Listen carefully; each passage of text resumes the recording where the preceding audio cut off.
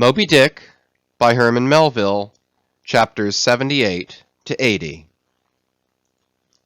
Chapter 78, Cistern and Buckets.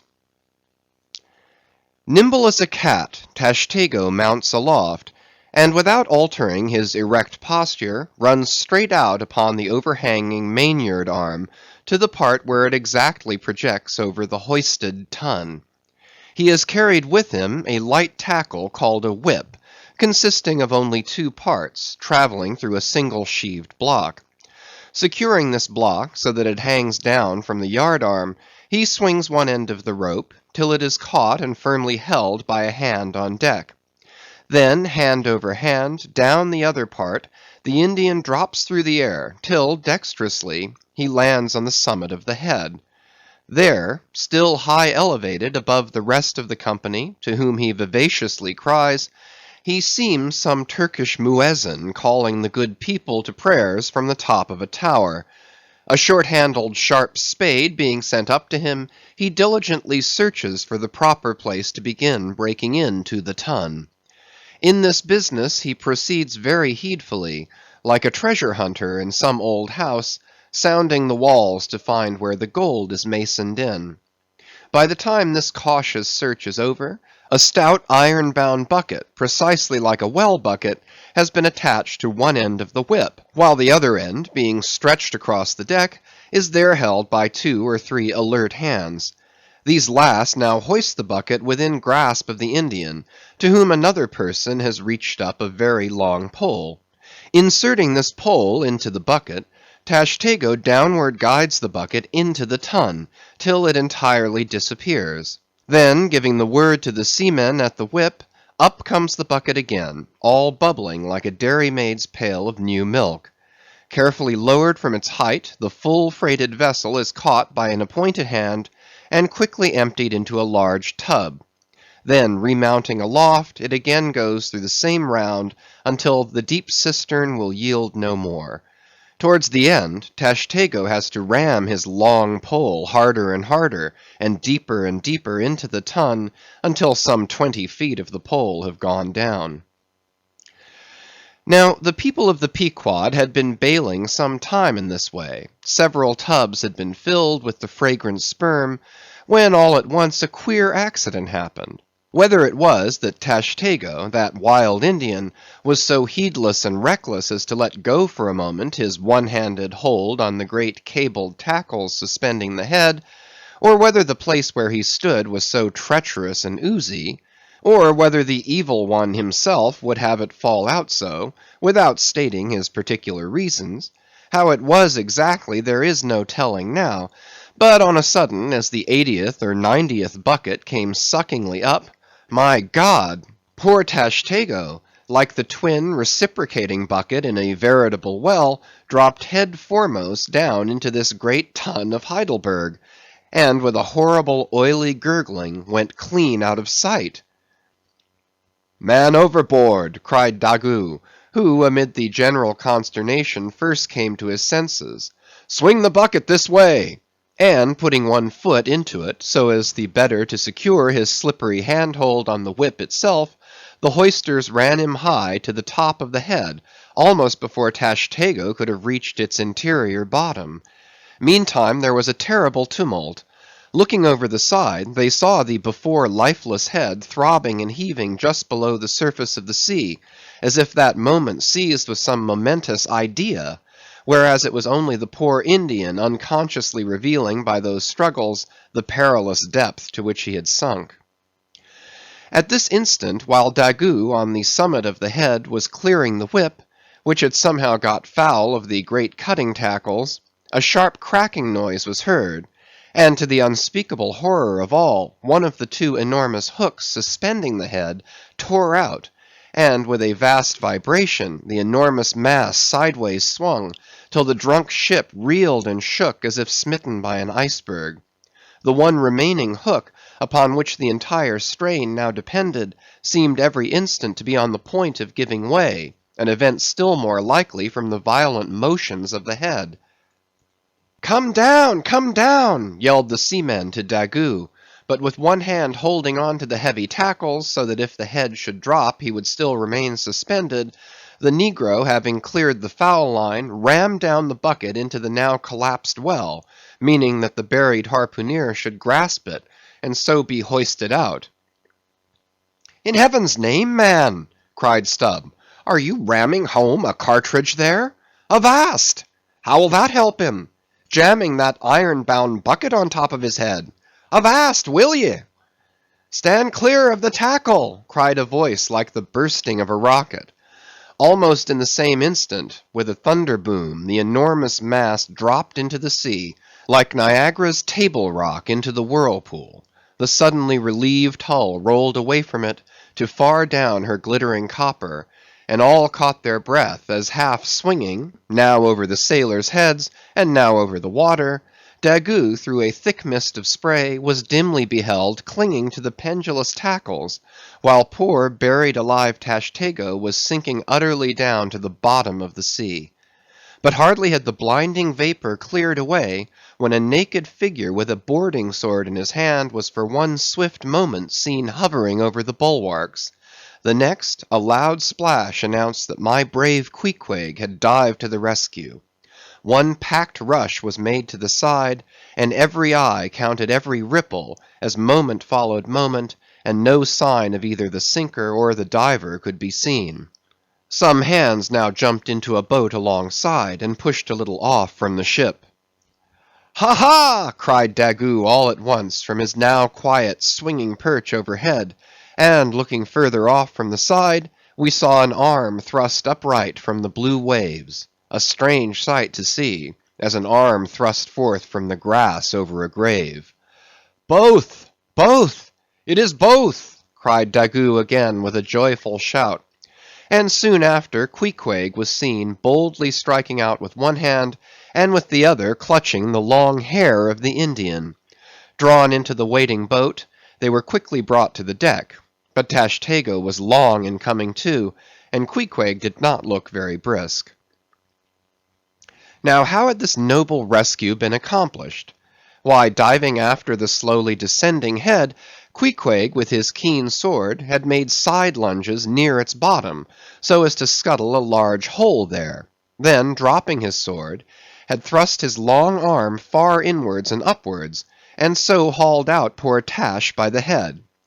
He averred that upon first thrusting in for him, a leg was presented, but well knowing that that was not as it ought to be, and might occasion great trouble, he had thrust back the leg, and by a dexterous heave and toss, had wrought a somerset upon the Indian, so that with the next trial he came forth in the good old way, head foremost.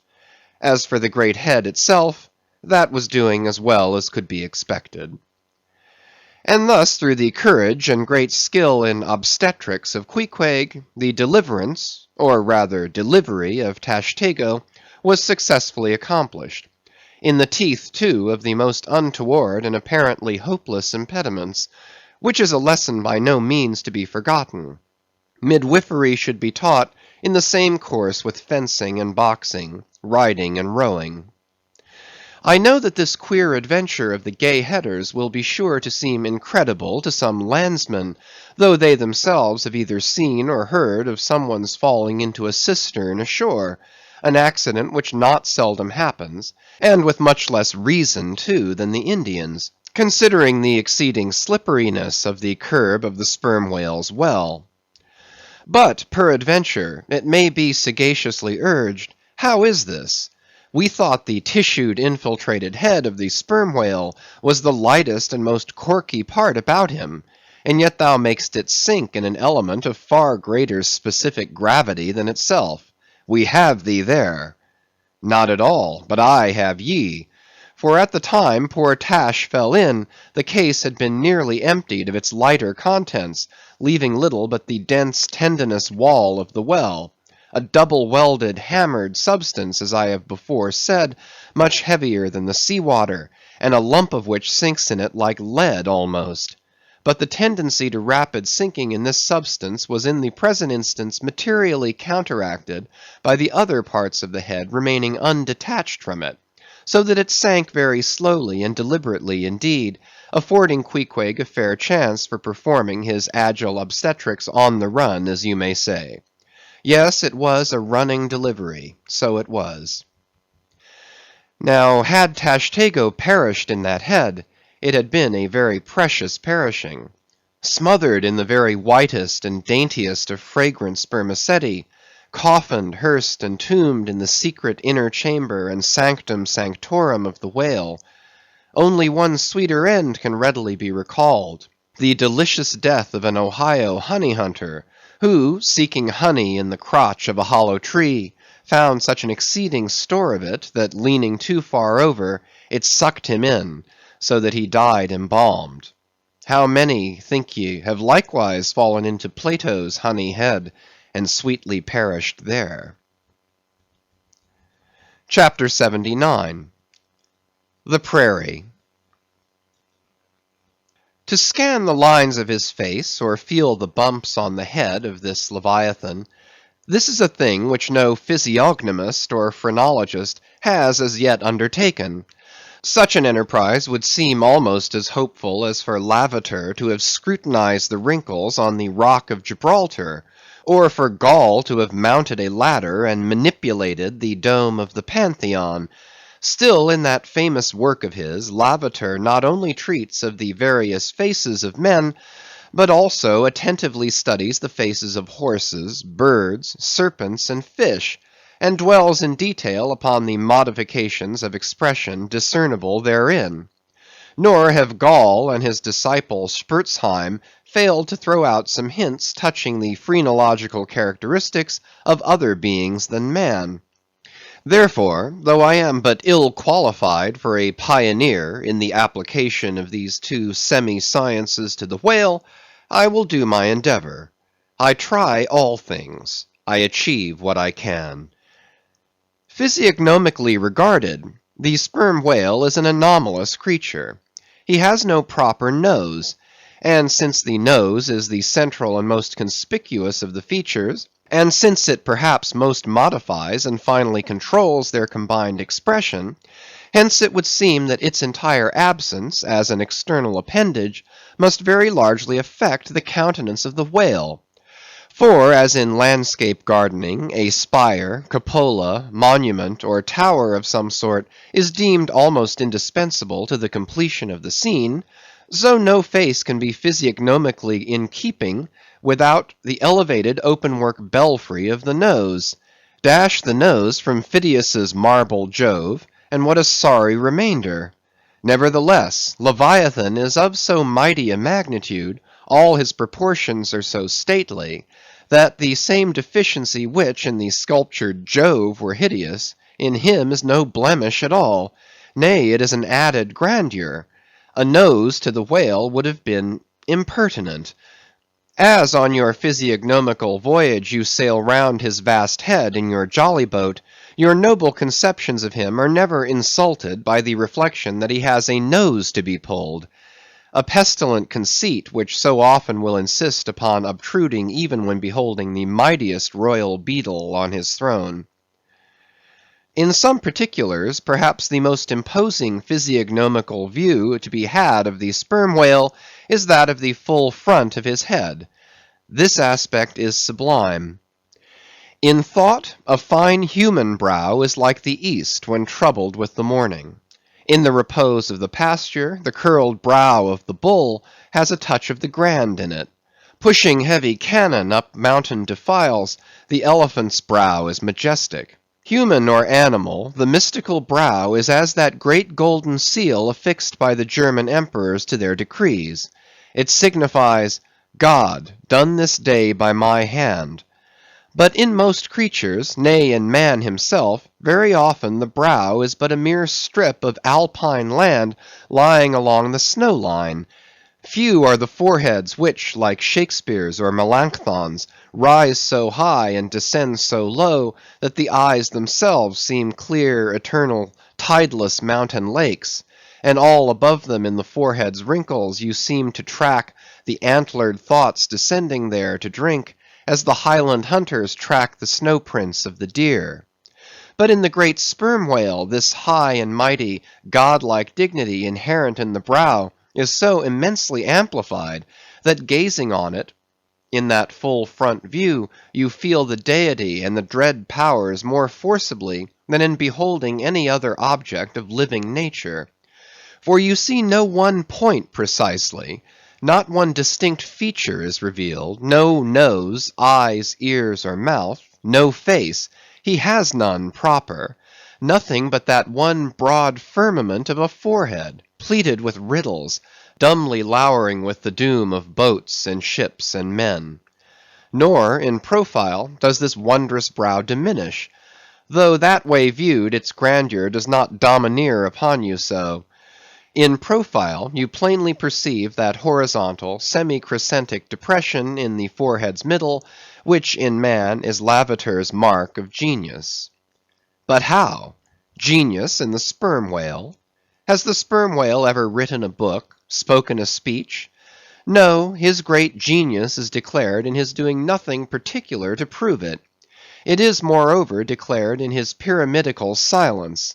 And this reminds me that had the great sperm whale been known to the young Orient world, he would have been deified by their child Magian thoughts. They deified the crocodile of the Nile because the crocodile is tongueless, and the sperm whale has no tongue, or at least it is so exceedingly small as to be incapable of protrusion. If hereafter any highly cultured, poetical nation shall lure back to their birthright the merry May-day gods of old, and livingly enthrone them again in the now egotistical sky, in the now unhaunted hill, then be sure, exalted to Jove's high seat, the great sperm whale shall lord it. Champollion deciphered the wrinkled granite hieroglyphics. But there is no Champollion to decipher the Egypt of every man's and every being's face. Physiognomy, like every other human science, is but a passing fable. If, then, Sir William Jones, who read in 30 languages, could not read the simplest peasant's face in its profounder and more subtle meanings, how may unlettered Ishmael hope to read the awful Chaldee of the sperm whale's brow? I but put that brow before you. Read it, if you can. Chapter 80. The Nut. If the sperm whale be physiognomically a sphinx, to the phrenologist his brain seems that geometrical circle which it is impossible to square. In the full-grown creature the skull will measure at least 20 feet in length. Unhinge the lower jaw, and the side view of this skull is as the side of a moderately inclined plane resting throughout on a level base. But in life, as we have elsewhere seen, this inclined plane is angularly filled up, and almost squared by the enormous superincumbent mass of the junk and sperm. At the high end of the skull forms a crater to bed that part of the mass, while under the long floor of this crater, in another cavity seldom exceeding 10 inches in length, and as many in depth, reposes the mere handful of this monster's brain. The brain is at least 20 feet from his apparent forehead in life.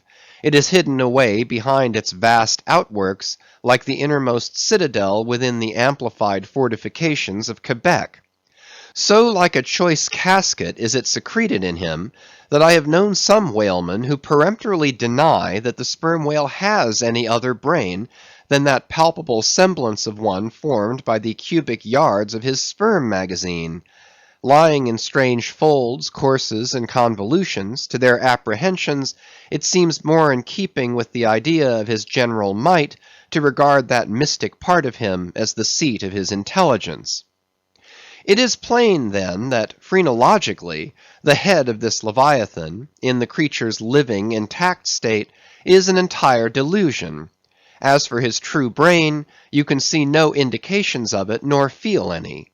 The whale, like all things that are mighty, wears a false brow to the common world. If you unload his skull of its spermy heaps, and then take a rear view of its rear end, which is the high end, you will be struck by its resemblance to the human skull, beheld in the same situation and from the same point of view. Indeed, place this reversed skull, scaled down to the human magnitude, among a plate of men's skulls, and you would involuntarily confound it with them, and remarking the depressions on one part of its summit, in phrenological phrase, you would say, this man had no self-esteem and no veneration. And by those negations, considered along with the affirmative fact of his prodigious bulk and power, you can best form to yourself the truest, though not the most exhilarating conception of what the most exalted potency is. But if from the comparative dimensions of the whale's proper brain, you deem it incapable of being adequately charted, then I have another idea for you. If you attentively regard almost any quadruped's spine, you will be struck by the resemblance of its vertebrae to a strung necklace of dwarfed skulls, all bearing rudimental resemblance to the skull proper. It is a German conceit that the vertebrae are absolutely undeveloped skulls. But the curious external resemblance, I take it the Germans were not the first men to perceive. A foreign friend once pointed it out to me, in the skeleton of a foe he had slain, and with the vertebrae of which he was inlaying, in a sort of basso relievo, the beaked prow of his canoe. Now, I consider that the phrenologists have omitted an important thing in not pushing their investigations from the cerebellum through the spinal canal, for I believe that much of a man's character will be found betokened in his backbone. I would rather feel your spine than your skull, whoever you are. A thin joist of a spine never yet upheld a full and noble soul. I rejoice in my spine, as in the firm audacious staff of that flag which I fling half out to the world. Apply this spinal branch of phrenology to the sperm whale. His cranial cavity is continuous with the first neck vertebra, and in that vertebra the bottom of the spinal canal will measure 10 inches across, being 8 in height, and of a triangular figure with the base downwards. As it passes through the remaining vertebrae, the canal tapers in size, but for a considerable distance remains of large capacity. Now, of course, this canal is filled with much the same strangely fibrous substance, the spinal cord, as the brain, and directly communicates with the brain. And what is still more, for many feet after emerging from the brain's cavity, the spinal cord remains of an undecreasing girth, almost equal to that of the brain. Under all these circumstances, would it be unreasonable to survey and map out the whale's spine phrenologically? For viewed in this light, the wonderful comparative smallness of his brain proper is more than compensated by the wonderful comparative magnitude of his spinal cord. But leaving this hint to operate as it may with the phrenologist, I would merely assume the spinal theory for a moment, in reference to the sperm whale's hump. This august hump, if I mistake not, rises over one of the larger vertebrae, and is therefore in some sort the outer convex mold of it. From its relative situation, then, I should call this high hump the organ of firmness or indomitableness in the sperm whale. And that the great monster is indomitable, you will yet have reason to know. End of chapters 78 to 80. Moby Dick by Herman Melville. Chapters 81 and 82. Chapter 81. The Pequod Meets the Virgin. The predestinated day arrived, and we duly met the ship Jungfrau, Derrick de Der, master of Bremen. At one time the greatest whaling people in the world, the Dutch and Germans are now among the least. But here and there, at very wide intervals of latitude and longitude, you still occasionally meet with their flag in the Pacific. For some reason, the Jungfrau seemed quite eager to pay her respects. While yet some distance from the Pequod, she rounded to, and dropping a boat, her captain was impelled toward us, impatiently standing in the bows instead of the stern. "What has he in his hand there?" cried Starbuck, pointing to something wavingly held by the German. "Impossible! A lamp feeder!" "Not that," said Stubb. "No, no, it's a coffee pot, Mr. Starbuck. He's coming off to make us our coffee, is the Yarman. Don't you see that big tin can there alongside of him? That's his boiling water. Oh, he's all right, is the Yarman." "Get along with you," cried Flask. "It's a lamp feeder and an oil can. He's out of oil and has come a-begging." However curious it may seem for an oil ship to be borrowing oil on the whale ground, and however much it may inadvertently contradict the old proverb about carrying coals to Newcastle, yet sometimes such a thing really happens, and in the present case Captain Derrick Deder did indubitably conduct a lamp feeder, as Flask did declare. As he mounted the deck, Ahab abruptly accosted him, without at all heeding what he had in his hand; but in his broken lingo the German soon evinced his complete ignorance of the white whale, immediately turning the conversation to his lamp feeder and oil can, with some remarks touching his having to turn into his hammock at night in profound darkness, his last drop of Bremen oil being gone, and not a single flying fish yet captured to supply the deficiency; concluding by hinting that his ship was indeed what in the fishery is technically called a clean one, that is, an empty one, well deserving the name of Jungfrau, or the Virgin. His necessities supplied, Derick departed; but he had not gained his ship's side when whales were almost simultaneously raised from the mastheads of both vessels; and so eager for the chase was Derick, that without pausing to put his oil can and lamp feeder aboard, he slewed round his boat and made after the Leviathan lamp feeders. Now the game having risen to the leeward, he and the other 3 German boats that soon followed him had considerably the start of the Pequod's keels. There were 8 whales, an average pod. Aware of their danger, they were going all abreast with great speed straight before the wind, rubbing their flanks as closely as so many spans of horses in harness. They left a great wide wake, as though continually unrolling a great wide parchment upon the sea. Full in this rapid wake, and many fathoms in the rear, swam a huge humped old bull, which by his comparatively slow progress, as well as by the unusual yellowish incrustations overgrowing him, seemed afflicted with the jaundice, or some other infirmity. Whether this whale belonged to the pod in advance seemed questionable, for it is not customary for such venerable leviathans to be at all social. Nevertheless he stuck to their wake, though indeed their backwater must have retarded him, because the white bone or swell at his broad muzzle was a dashed one, like the swell formed when 2 hostile currents meet. His spout was short, slow, and laborious, coming forth with a choking sort of gush, and spending itself in torn shreds, followed by strange subterranean commotions in him, which seemed to have egress at his other buried extremity, causing the waters behind him to upbubble. "Who's got some paregoric?" said Stubb. "He has the stomach ache, I'm afraid.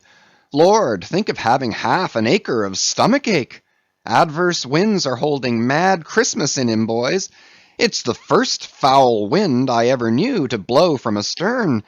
But look, did ever whale yaw so before? It must be he's lost his tiller." As an overladen Indiaman, bearing down the Hindustan coast with a deck-load of frightened horses, careens, buries, rolls, and wallows on her way, so did this old whale heave his aged bulk, and now and then, partly turning over on his cumbrous rib ends, expose the cause of his devious wake in the unnatural stump of his starboard fin.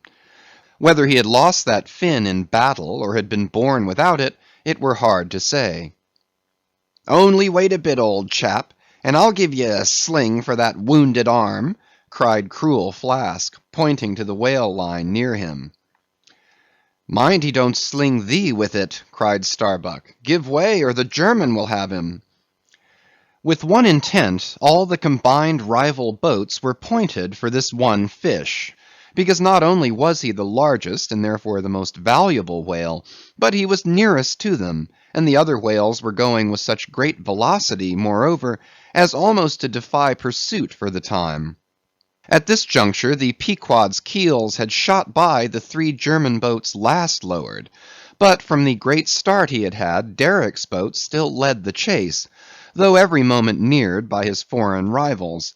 The only thing they feared was, that from being already so nigh to his mark, he would be enabled to dart his iron before they could completely overtake and pass him.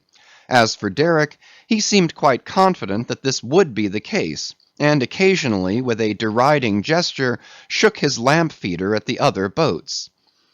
"The ungracious and ungrateful dog!" cried Starbuck. "He mocks and dares me with the very poor box I filled for him not 5 minutes ago." Then, in his old intense whisper, "Give way, greyhounds! Dog to it!" "I tell you what it is, men," cried Stubb to his crew, "it's against my religion to get mad, but I'd like to eat that villainous Yarman. Pull, won't ye? Are you going to let that rascal beat ye? Do you love brandy? A hogshead of brandy, then, to the best man. Come, why don't some of you burst a blood vessel? Who's that been dropping an anchor overboard? We don't budge an inch. We're becalmed.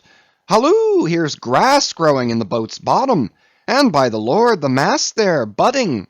This won't do, boys. Look at that Yarman. The short and long of it is, men, will you spit fire or not?" "Oh, see the suds he makes!" cried Flask, dancing up and down. "What a hump! Oh, do pile on the beef! Lays like a log! Oh, my lads, do spring! Slapjacks and quahogs for supper, you know, my lads! Baked clams and muffins! Oh, do spring! He's 100-barreler! Don't lose him now! Oh, don't! See that Yarman! Oh, won't you pull for your duff, my lads? Such a sog! Such a sogger! Don't you love sperm? There goes $3,000, men! A bank! A whole bank! The Bank of England! Oh, do! What's that Yarman about now?" At this moment Derick was in the act of pitching his lamp feeder at the advancing boats, and also his oil can, perhaps with the double view of retarding his rival's way, and at the same time economically accelerating his own by the momentary impetus of the backward toss. "The unmannerly Dutch dogger!" cried Stubb. "Pull now, men! Like 50,000 line of battleship loads of red-haired devils! What do you say, Tashtego? Are you the man to snap your spine in 22 pieces for the honor of old Gayhead? What do you say?" "I say, pull like goddamn!" cried the Indian. Fiercely but evenly incited by the taunts of the German, the Pequod's 3 boats now began ranging almost abreast, and so disposed, momentarily neared him, in that fine, loose, chivalrous attitude of the headsman when drawing near to his prey. The 3 mates stood up proudly, occasionally backing the after oarsman with an exhilarating cry of, "There she slides now! Hurrah for the white ash breeze! Down with the Yarman! Sail over him!" But so decided an original start had Derick had, that spite of all their gallantry he would have proved the victor in this race, had not a righteous judgment descended upon him in a crab which caught the blade of his midship oarsman. While this clumsy lubber was striving to free his white ash, and while in consequence Derick's boat was nigh to capsizing, and he thundering away at his men in a mighty rage, that was a good time for Starbuck, Stubb, and Flask. With a shout they took a mortal start forward, and slantingly ranged up on the German's quarter. An instant more, and all 4 boats were diagonally in the whale's immediate wake, while stretching from them on both sides was the foaming swell that he made. It was a terrific, most pitiable, and maddening sight. The whale was now going head out, and sending his spout before him in a continual tormented jet, while his one poor fin beat his side in an agony of fright. Now to this hand, now to that, he yawed in his faltering flight, and still at every billow that he broke he spasmodically sank in the sea, or sideways rolled towards the sky his one beating fin. So have I seen a bird with clipped wing making affrighted, broken circles in the air, vainly striving to escape the piratical hawks. But the bird has a voice, and with plaintive cries will make known her fear. But the fear of this vast, dumb brute of the sea was chained up and enchanted in him. He had no voice, save that choking respiration through his spiracle, and this made the sight of him unspeakably pitiable. While still, in his amazing bulk, portcullis jaw, and omnipotent tail, there was enough to appall the stoutest man who so pitied. Seeing now that but a very few moments more would give the Pequod's boats the advantage, and rather than be thus foiled of his game, Derick chose to hazard what to him must have seemed a most unusually long dart, ere the last chance would forever escape. But no sooner did his harpooneer stand up for the stroke, than all three tigers, Queequeg, Tashtego, and Daggoo, instinctively sprang to their feet, and standing in a diagonal row, simultaneously pointed their barbs. And darted over the head of the German harpooneer, their three Nantucket irons entered the whale. Blinding vapors of foam and white fire. The three boats, in the first fury of the whale's headlong rush, bumped the Germans aside with such force, that both Derick and his baffled harpooneer were spilled out, and sailed over by the three flying keels. "Don't be afraid, my butter boxes," cried Stubb, casting a passing glance upon them as he shot by. "You'll be picked up presently. All right. I saw some sharks astern, St. Bernard's dogs, you know. Relieve distressed travellers. Hurrah! This is the way to sail now, every keel a sunbeam. Hurrah! Here we go like three tin kettles at the tail of a mad cougar. This puts me in mind of fastening to an elephant in a tilbury on a plain. Makes the wheel spokes fly, boys, when you fasten to him that way. And there's danger of being pitched out, too, when you strike a hill. Hurrah! This is the way a fellow feels when he's going to Davy Jones. All a rush down an endless inclined plane. Hurrah! This whale carries the everlasting mail." But the monster's run was a brief one. Giving a sudden gasp, he tumultuously sounded. With a grating rush, the three lines flew round the loggerheads with such force as to gouge deep grooves in them, while so fearful were the harpooneers that this rapid sounding would soon exhaust the lines, that using all their dexterous might, they caught repeated smoking turns with the rope to hold on, till at last, owing to the perpendicular strain from the lead-lined chocks of the boats, whence the three ropes went straight down into the blue, the gunwales of the bows were almost even with the water, while the three sterns were tilted high in the air. And the whale soon ceasing to sound, for some time they remained in that attitude, fearful of expending more line, though the position was a little ticklish. But though boats have been taken down and lost in this way, yet it is this holding on, as it is called, this hooking up by the sharp barbs of his live flesh from the back, this it is that often torments the Leviathan into soon rising again to meet the sharp lance of his foes.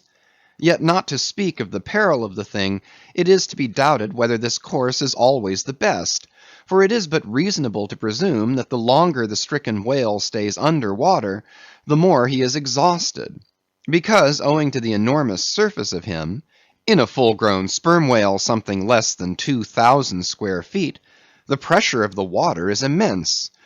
We all know what an astonishing atmospheric weight we ourselves stand up under, even here above ground in the air. How vast then the burden of a whale, bearing on his back a column of 200 fathoms of ocean. It must at least equal the weight of 50 atmospheres. One whaleman has estimated it at the weight of 20 line of battleships, with all their guns and stores and men on board. As the three boats lay there on that gently rolling sea, gazing down into its eternal blue noon, and as not a single groan or cry of any sort, nay, not so much as a ripple or a bubble came up from its depths, what landsman would have thought that beneath all that silence and placidity, the utmost monster of the seas was writhing and wrenching in agony? Not 8 inches of perpendicular rope were visible at the bows. Seems it credible that by 3 such thin threads the great Leviathan was suspended like the big weight to an 8-day clock? Suspended? And to what? To 3 bits of board! Is this the creature of whom it was once so triumphantly said, "Canst thou fill his skin with barbed irons, or his head with fish spears? The sword of him that layeth at him cannot hold, the spear, the dart, nor the habergeon. He esteemeth iron as straw, the arrow cannot make him flee. Darts are counted as stubble, he laugheth at the shaking of a spear." This the creature? This he? Oh, that unfulfilment should follow the prophets! For with the strength of 1,000 thighs in his tail, Leviathan had run his head under the mountains of the sea to hide him from the Pequod's fish spears. In that sloping afternoon sunlight, the shadows that the 3 boats sent down beneath the surface must have been long enough and broad enough to shade half Xerxes' army. Who can tell how appalling to the wounded whale must have been such huge phantoms flitting over his head? "Stand by, men! He stirs!" cried Starbuck, as the 3 lines suddenly vibrated in the water, distinctly conducting upwards to them, as by magnetic wires, the life and death throbs of the whale, so that every oarsman felt them in his seat. The next moment, relieved in great part from the downward strain at the bows, the boats gave a sudden bounce upward, as a small ice field will when a dense herd of white bears are scared from it into the sea. "Haul in! Haul in!" cried Starbuck again. "He's rising!"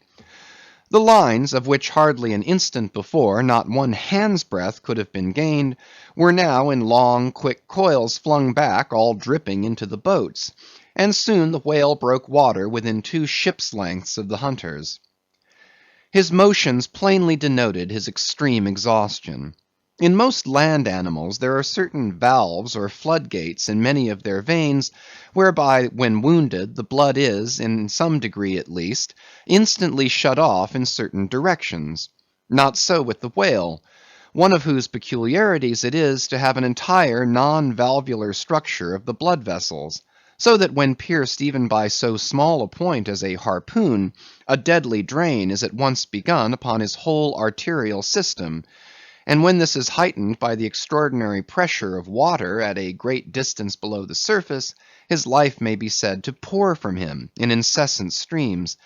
Yet so vast is the quantity of blood in him, and so distant and numerous its interior fountains, that he will keep thus bleeding and bleeding for a considerable period, even as in a drought a river will flow, whose source is in the well springs of far off and undiscernible hills. Even now, when the boats pulled upon the whale, and perilously drew over his swaying flukes, and the lances were darted into him, they were followed by steady jets from the new-made wound, which kept continually playing, while the natural spout-hole in his head was only at intervals, however rapid, sending its affrighted moisture into the air. From this last vent no blood yet came, because no vital part of him had thus far been struck. His life, as they significantly call it, was untouched. As the boats now more closely surrounded him, the whole upper part of his form, with much of it that is ordinarily submerged, was plainly revealed. His eyes, or rather the places where his eyes had been, were beheld. As strange misgrown masses gather in the knot-holes of the noblest oaks when prostrate, so from the points which the whale's eyes had once occupied, now protruded blind bulbs, horribly pitiable to see. But pity there was none. For all his old age, and his one arm, and his blind eyes, he must die the death, and be murdered, in order to light the gay bridals and other merry makings of men, and also to illuminate the solemn churches that preach unconditional inoffensiveness by all to all.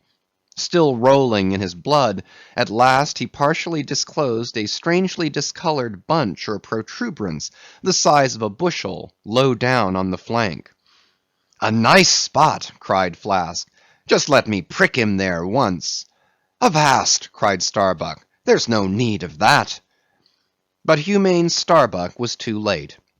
At the instant of the dart, an ulcerous jet shot from this cruel wound, and goaded by it into more than sufferable anguish, the whale, now spouting thick blood, with swift fury, blindly darted at the craft, bespattering them and their glorying crews all over with showers of gore, capsizing Flask's boat, and marring the bows. It was his death stroke. For by this time, so spent was he by loss of blood, that he helplessly rolled away from the wreck he had made, lay panting on his side, impotently flapped with his stumped fin, then over and over slowly revolved like a waning world, turned up the white secrets of his belly, lay like a log, and died. It was most piteous, that last expiring spout, as when by unseen hands the water is gradually drawn off from some mighty fountain, and with half-stifled melancholy gurglings the spray column lowers and lowers to the ground, so the last long dying spout of the whale.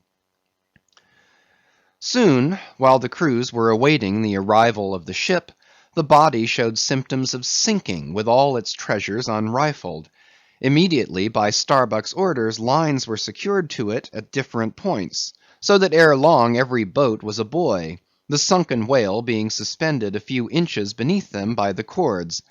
By very heedful management, when the ship drew nigh, the whale was transferred to her side, and was strongly secured there by the stiffest fluke chains, for it was plain that unless artificially upheld, the body would at once sink to the bottom. It so chanced that almost upon first cutting into him with the spade, the entire length of a corroded harpoon was found embedded in his flesh, on the lower part of the bunch before described. But as the stumps of harpoons are frequently found in the dead bodies of captured whales, with the flesh perfectly healed around them, and no prominence of any kind to denote their place, therefore there must needs have been some other unknown reason in the present case fully to account for the ulceration alluded to. But still more curious was the fact of a lance head of stone being found in him, not far from the buried iron, the flesh perfectly firm about it. Who had darted that stone lance, and when?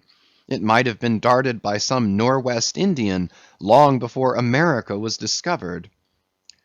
What other marvels might have been rummaged out of this monstrous cabinet there is no telling, but a sudden stop was put to further discoveries by the ship's being unprecedentedly dragged over sideways to the sea, owing to the body's immensely increasing tendency to sink.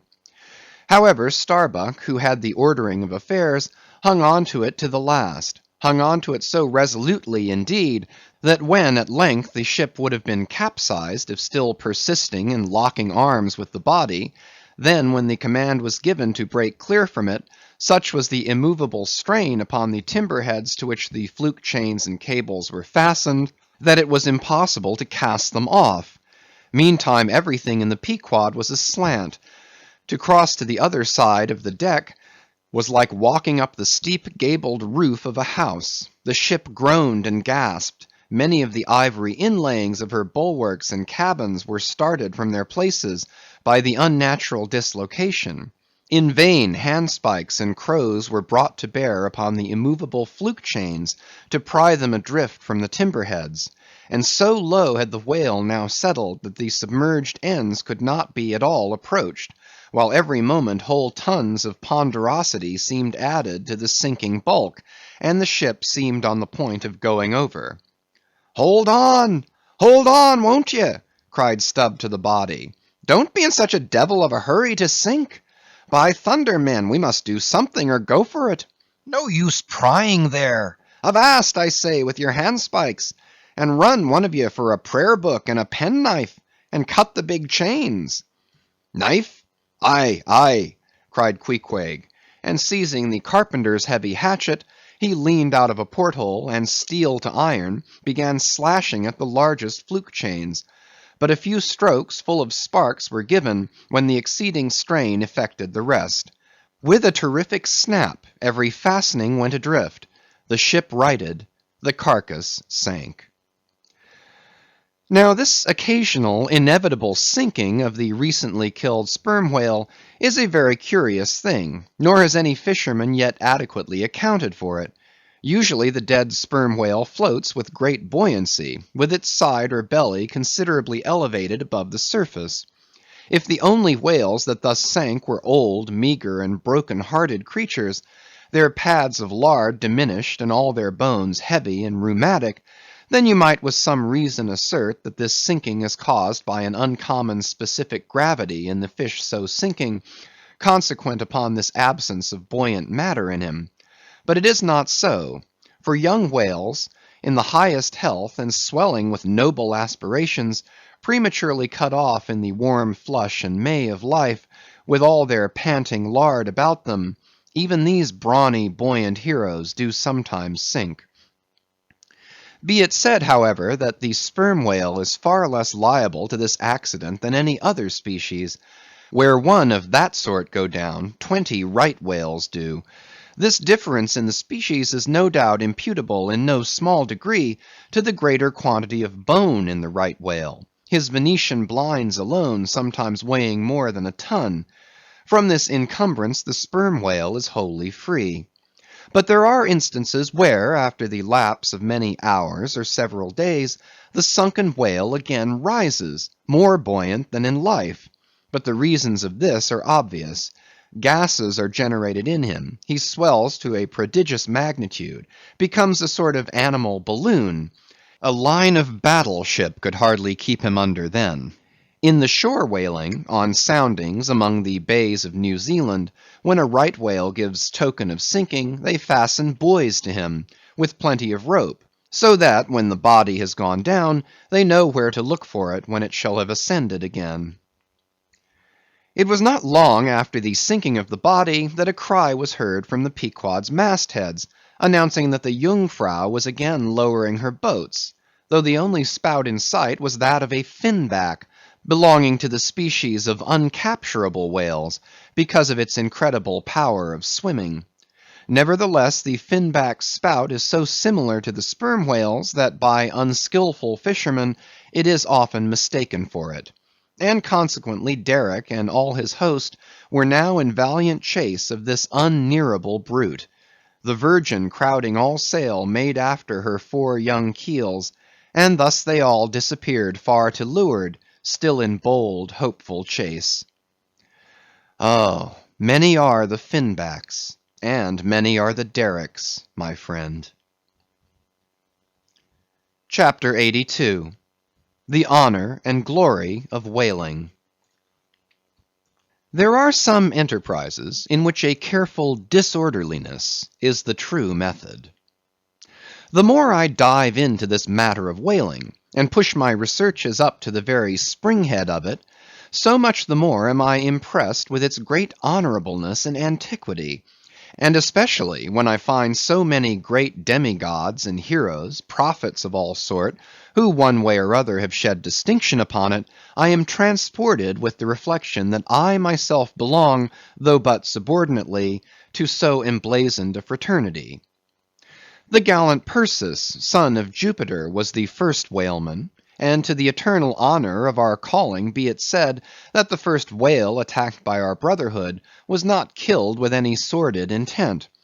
Those were the knightly days of our profession, when we only bore arms to succor the distressed, not to fill men's lamp feeders. Everyone knows the fine story of Perseus and Andromeda, how the lovely Andromeda, the daughter of a king, was tied to a rock on the sea-coast, and as Leviathan was in the very act of carrying her off, Perseus, the prince of whalemen, intrepidly advancing, harpooned the monster, and delivered and married the maid. It was an admirable artistic exploit, rarely achieved by the best harpooneers of the present day, inasmuch as this Leviathan was slain at the very first dart.